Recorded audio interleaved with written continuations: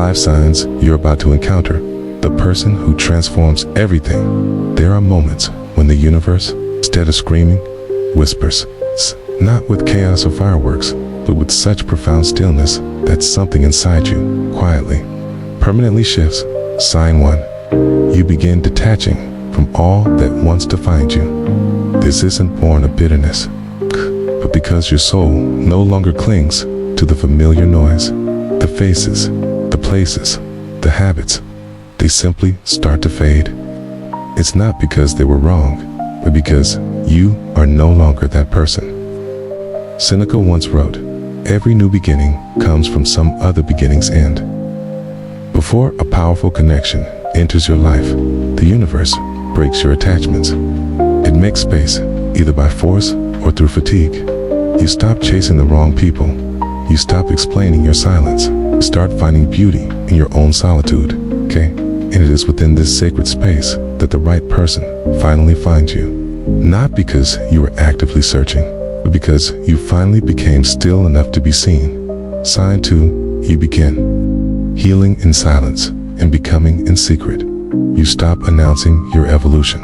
You stop performing for validation. You grow in the shadows, much like roots beneath ancient earth. Epictetus taught, if you wish to improve, be content to be thought foolish and stupid.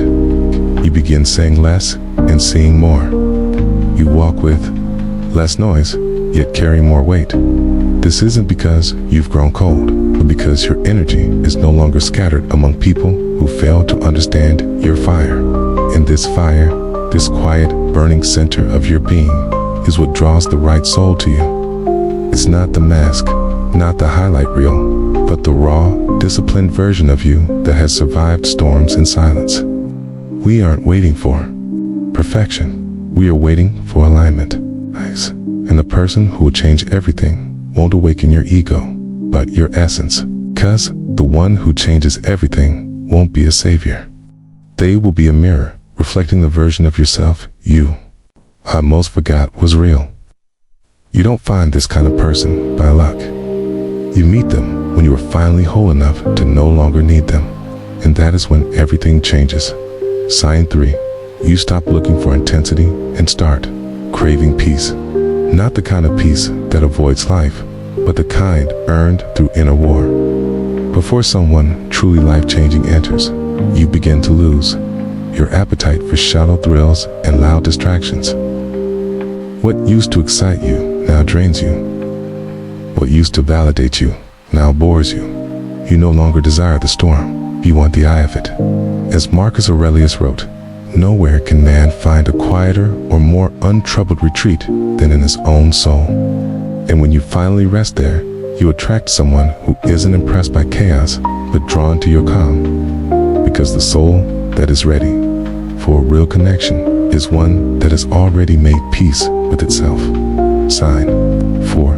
You no longer chase, you align. There comes a moment when desperation dies. Not because you've given up, but because you've grown up. You stop begging life to give you something you're not yet ready to carry. You stop forcing connections, manipulating timing, or playing roles that drain your soul. Instead, you begin to prepare your character, not for them, but for yourself. Seneca said, luck is what happens when preparation meets opportunity. But we know better. It's not luck, it's alignment. The person who will change everything doesn't arrive because you're loud. They arrive because you're ready. Not externally impressive, but internally grounded. And once your soul stops chasing, the right soul can finally find you. Sign 5. You faced solitude and didn't flinch. There's a silent gate we all must pass before we meet the one who changes everything. And it is guarded by isolation, not the kind you post about. Not the trendy kind that pretends to be healing. No, the real kind. The kind that forces you to sit with your flaws, your wounds, your unspoken fears.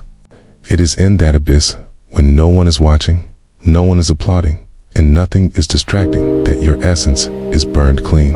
Epictetus warned, no man is free who is not master of himself, and the battlefield for that mastery is found in silence, in restraint, in suffering without complaint.